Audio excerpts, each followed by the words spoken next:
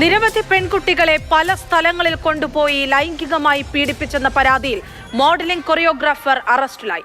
കോഴിക്കോട് സ്വദേശി ഷാഹിദിനെയാണ് Kazhakkoottam police arrest ചെയ്തത്.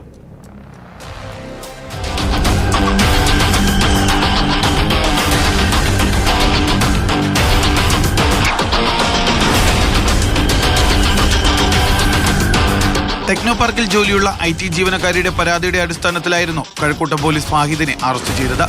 പെൺകുട്ടികളെ ലൈംഗികമായി ഉപയോഗിച്ച ശേഷം അവരുടെ പക്കൽ നിന്ന് പണവും സ്വർണ്ണാഭരണങ്ങളും വാങ്ങുകയും ചെയ്തതായി പരാതിയിൽ പറയുന്നു.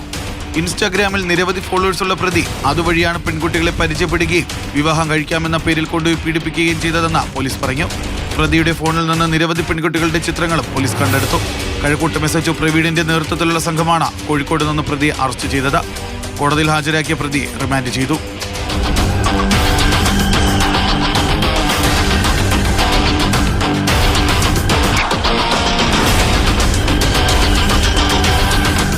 മാതൃഭൂമി ന്യൂസ്, തിരുവനന്തപുരം.